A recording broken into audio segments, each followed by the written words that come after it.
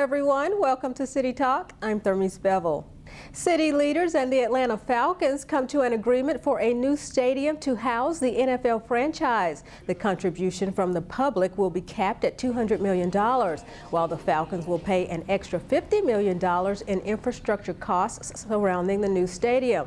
The Arthur Blank Family Foundation will chip in an additional $15 million. That money will be used to revitalize neighborhoods close to the stadium. Invest Atlanta will contribute $15 million in tax allocation district funds for economic projects in the area. The city and the state have a long history of successful public-private partnerships, and we think this will be a role model for that. It's the significant private contribution that we're making here that we think is important. Beyond that, beyond the contribution, the Falcons take on all the risks of construction overruns, operations, maintenance, and capital expenditures. The deal is not yet final. It still has to be approved by several groups, including the Atlanta City Council and the Georgia World Congress Center Authority. A major milestone is reached with the construction of the Atlanta streetcar. City Talk's Troy Danicus tells us what this milestone is and when we can expect to hop on the first streetcar to grace the streets of Atlanta in more than 60 years. Crews were busy laying down the first tracks for the Atlanta streetcar on Edgewood Avenue on a blustery March morning. 7 sections of rail were laid down inside a trench that will serve as the track bed for the streetcar. Each 80-foot section of rail weighs over 1.5 tons. URS, the company that is installing the rails, says they expect to complete a block of track every 3 to 4 weeks. Officials at City Hall familiar with the project say the new Atlanta streetcar will have a transformative effect on the downtown area and perhaps beyond. People who live, work, shop, go to school, tourists are going to have an exciting new transportation mode that's not only going to expand our transportation options, but contribute to the revitalization of this community and the city. For business owners along the Auburn Avenue corridor, the new streetcar will complement the burgeoning revitalized scene along Edgewood. There's so much going on. It's electric. There's an incredibly diverse, young, creative type of atmosphere that you can't find anyplace else in the city. And those are just some of the riders Tom Wyant sees using the Atlanta streetcar when it is complete. I think we're going to see a mixture of people using it to complete their work trips, students getting to class, certainly tourists, but also residents who are going to have a new mode of transportation that would allow them conceivably to tie in from their residential areas using the streetcar into the MARTA system to go to jobs in the suburb. Business owners in the construction area want to stress that despite the hassle of weaving around work crews, customers will still find their establishments open and ready for business. 12 stops will line the streetcar route, delivering riders to a host of attractions, including the World of Coca-Cola, Georgia State University, and the MLK National Historic Site. For City Talk, I'm Troy Danicus. Service for the Atlanta streetcar is scheduled to begin in spring 2014. For years, 375 Andrew Avenue was the creme de la creme of eyesores in the old Fourth Ward. The house finally came down after efforts by neighbors and Councilmember Kwanzaa Hall. The roof collapsed on this abandoned house about 2 years ago, and Hall says it was a dangerous property. It will be demoed, cleared, and graded, made back to green, and something that will be safe for our community, for children. We're excited that once again we have removed blighted property from the community. Although money from the Neighborhood Stabilization Program had already been set aside, the community wanted it gone. The Year of Boulevard is featured in Atlanta Magazine's March edition. Atlanta Magazine profiles how Yo Boulevard brought positive change to those in the old Fourth Ward who partnered to improve quality of life along District 2's Boulevard corridor. Councilman Hall is very proud of this initiative, which combines the efforts of Atlanta Police Zone 6, local churches, neighborhood associations, city departments, and several other organizations. On the agenda, the City Council unanimously approves legislation to fund the purchase of about 2.5 acres of land in Buckhead to create a new public park on Lenox Road. The property, which is in walking distance of the Pine Hills neighborhood, is filled with mature stands of bamboo and has a creek running through it. The park will eventually undergo a planning process to include collaboration with the community in order to map out future uses and stewardship. Councilman Howard Marshuk says this is a huge step towards efforts to have everyone in Buckhead live or work within a 10-minute walk to a park. Parks Commissioner George Dusenberry says purchasing the Lennox Road property is consistent with the city's goals of green space acquisition, preservation, and park expansion. Atlanta is on the cusp of being recognized for its commitment to sustainability. The city is a finalist for the Green City Awards, which recognizes cities that make tangible reductions in waste and boost recycling efforts. Sustainability is one of Mayor Reed's major initiatives. He wants Atlanta to be a top 10 sustainable city by 2020. We moved closer to that goal last year when the city rolled out Cartlanta, which expanded Atlanta's recycling program. Motorists and pedestrians are urged to use caution as crews begin the demolition and reconstruction of the Edgewood Avenue Bridge between Randolph Street and Krog.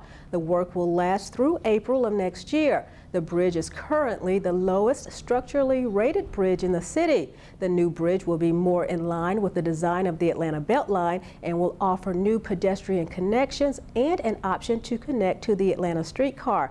Irwin Street and DeKalb Avenue will be used as detour routes.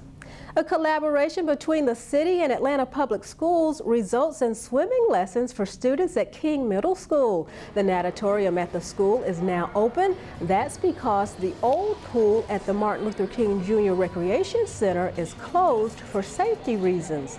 The old pool was actually built in the existing 100-year-old structure. So it was a 100-year-old building, and in 1979 they retrofitted that building to pretty much build the natatorium on top of it. And so what happened was the underlying building continued to deteriorate to the point where we had to close it. As part of the joint effort, the Office of Recreation will offer swimming lessons to King Middle School students during school hours.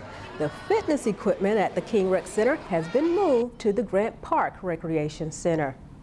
In its current issue, Fortune magazine calls Atlanta a great place to do business. The city is featured in the special advertising section of the magazine's World's Most Admired Companies issue.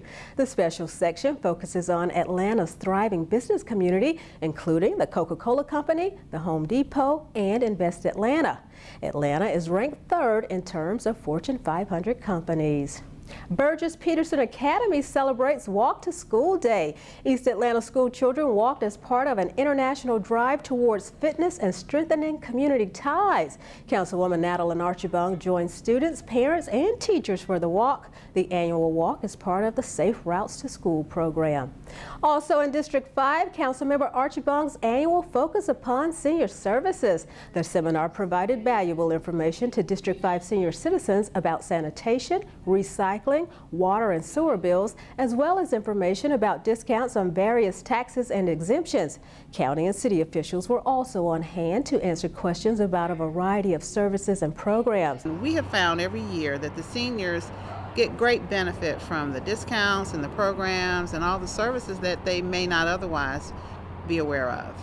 Councilwoman Archibong says bringing vital information to seniors at this annual event has become one of the most effective ways to ensure that senior citizens receive individual attention. This is the 12th year Archibong has sponsored the seminar. Councilmember Cleta Winslow holds a workshop for caregivers of aging relatives and seniors who need in-home care. Attendees learned about reduced costs for emergency room and doctor's visits, medications that can be delivered to your door, and assistance with daily personal care. This is something that we're all facing now as children to our elderly parents because they're living longer. My mother just turned 100 years old. U.S. News and World Report projects that for the next 20 years, about 10,000 baby boomers will turn 65 each day. This means that elder care and retirement planning are crucial to help support an aging population.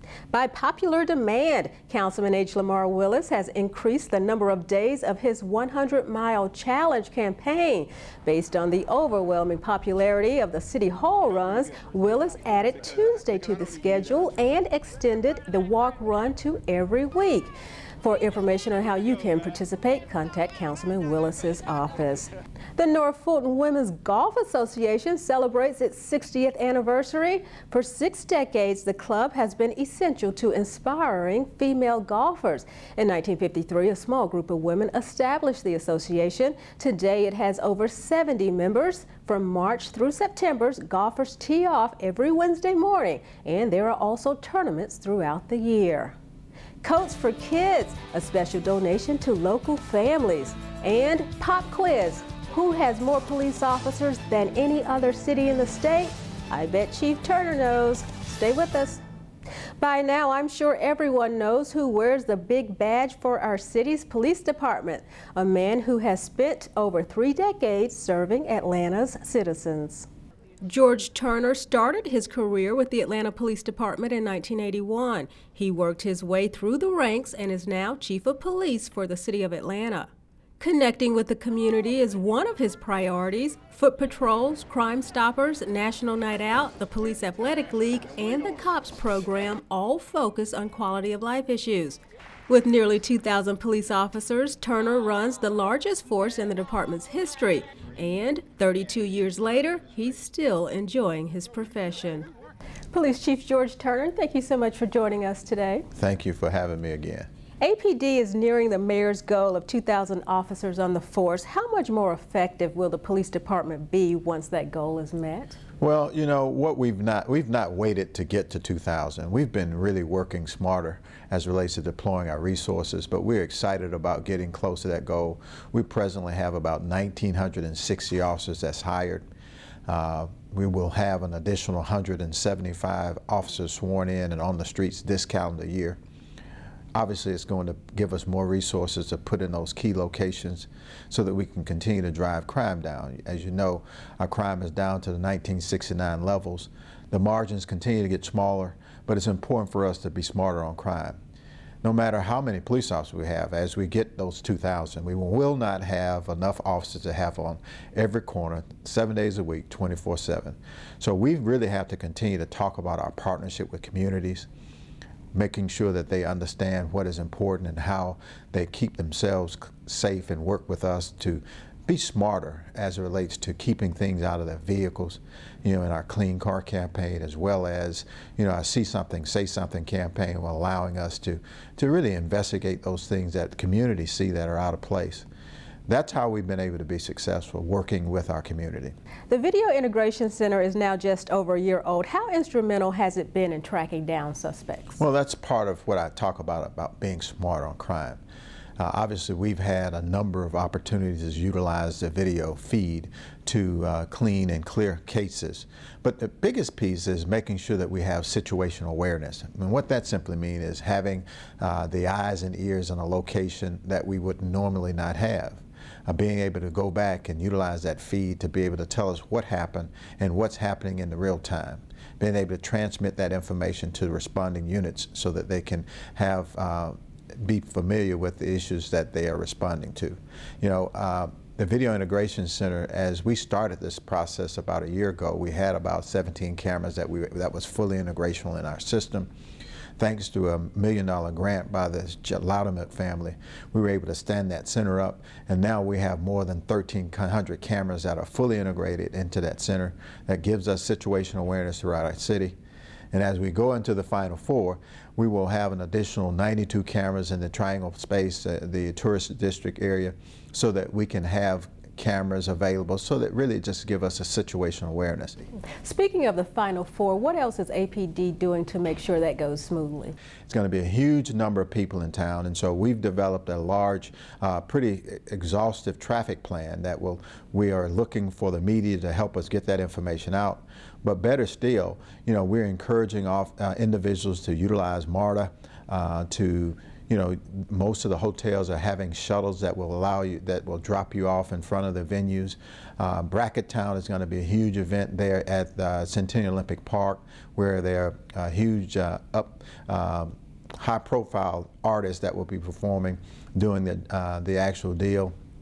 And we are just excited about having so many people in, but it's important for us to make sure that people understand they can't get frustrated because there'll be so many people on the streets. We're hoping that they utilize the MARTA and the public transportation, utilize taxis to be able to drop you off in front of the venue, and use patience. And be smart. And if you have to drive in downtown, make sure that you keep a clean car. And so that will prevent your vehicles from being broken into. We're hoping that people will take their private and personal items out of the interior of their vehicles before they get to the location that they're parking, so that we can eliminate the easiest crime that we can prevent, and that is just having a clean car. And then if you see things that are out of the norm, we're encouraging all citizens and visitors to call 911 so that we can investigate it. We'll have a huge number of police officers on the streets throughout the entire event. Our officers on 12-hour shifts during that event. We've canceled all off days. We want to make sure that people feel safe and that the NC2A and the host committee will feel that this is a great investment by allowing this event to come to the city of Atlanta, and then they'll come back again.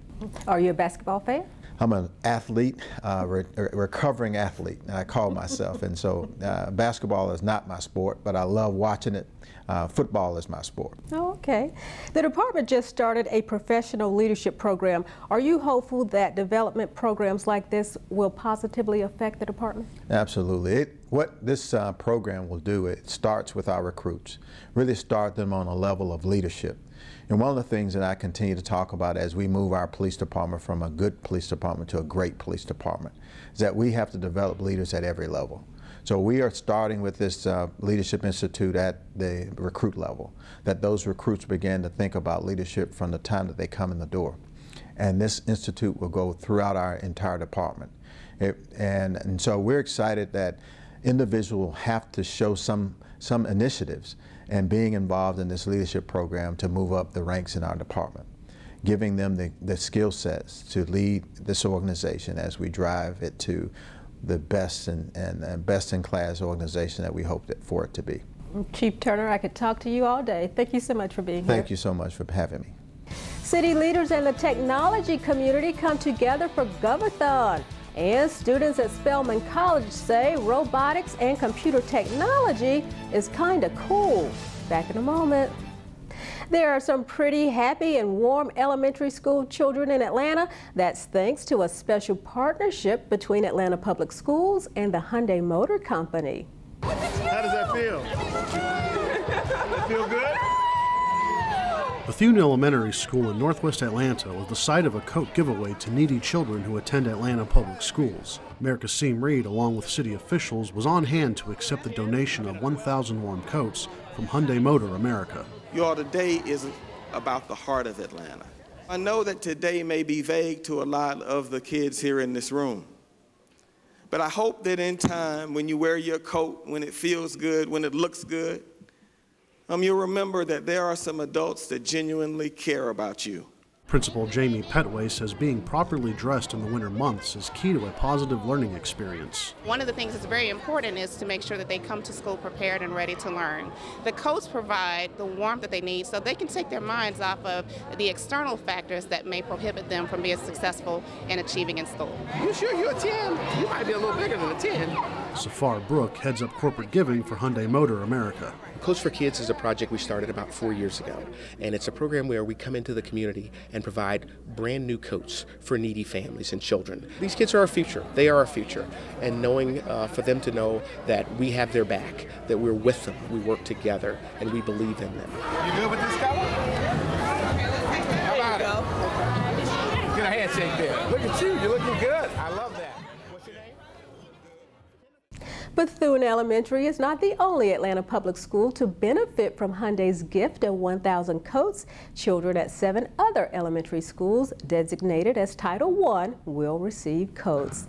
City Council President Cesar Mitchell was at Morehouse College for freshman orientation. He spoke to the group about leadership and told students how to develop their leadership profile. He also referred to his experience as a Morehouse student, detailing times when he had to step outside of his comfort zone and display a high level of leadership.